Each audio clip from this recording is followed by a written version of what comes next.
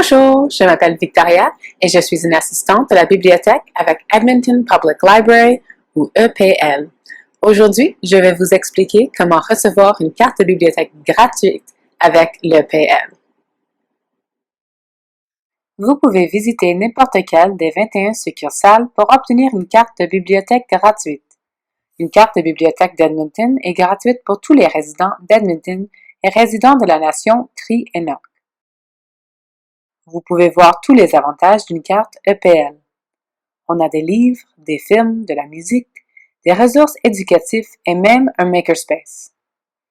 Quand vous rendrez visite à une succursale de la bibliothèque pour obtenir votre carte, vous devez apporter 2 items.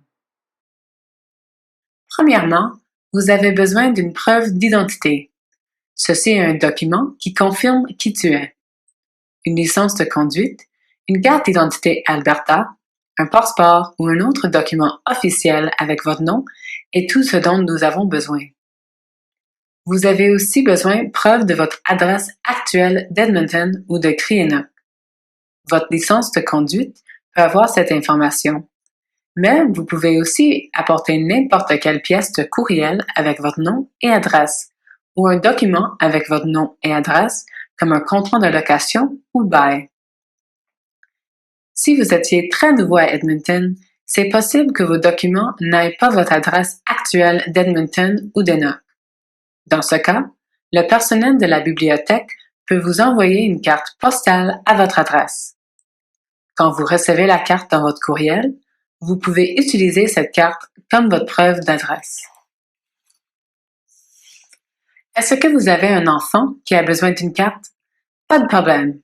Pour les cartes d'enfants, nous demandons que le parent ou gardien vienne à la bibliothèque avec leur propre preuve d'identification et preuve d'adresse pour obtenir la carte pour l'enfant. Le parent ou gardien est responsable de tous les matériels empruntés sur la carte d'enfant.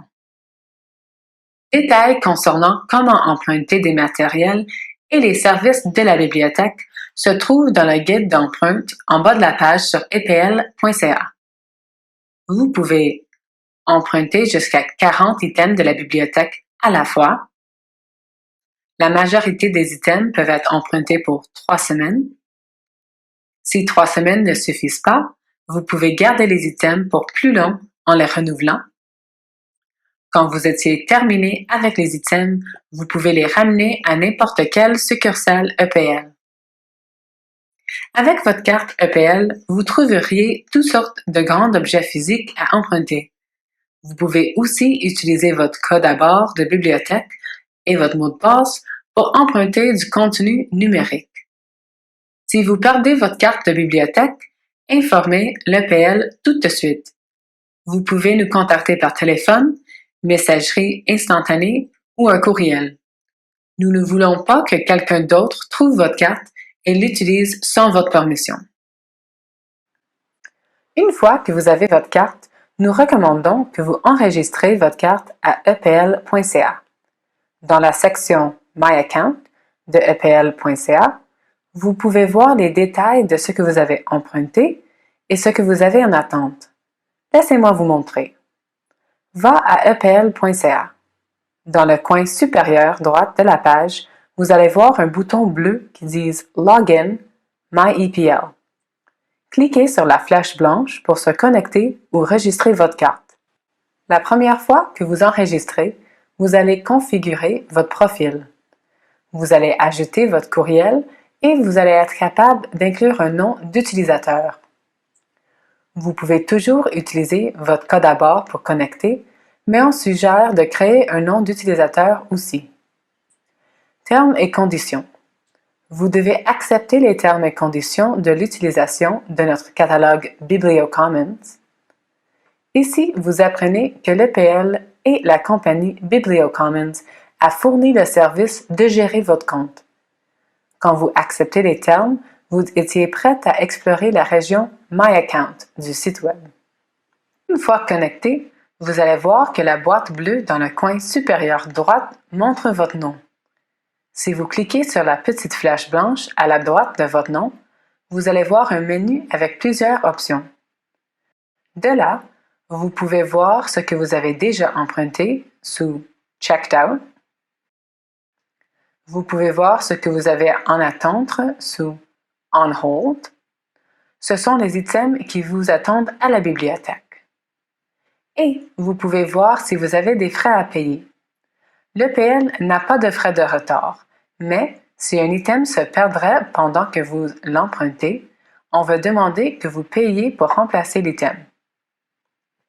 Sous My Library Dashboard, vous allez voir la même information, mais avec un format différent.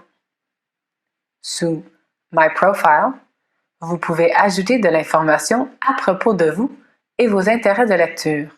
La section inclut des shelves pour les items que vous voulez lire plus tard, for later, et que vous êtes en train de lire, in progress. Vous sélectionnez ces items quand vous êtes en train de chercher le catalogue. Les items que vous avez terminés peuvent être mis dans la section Completed. Quand vous retournez au coin supérieur droite, sous le menu déroulant, la section My Settings vous permet de mettre à jour votre information, comme votre adresse, courriel, mot de passe et numéro de téléphone. Vous pouvez aussi définir une langue préférée pour que le catalogue EPL s'affiche en français, chinois ou espagnol.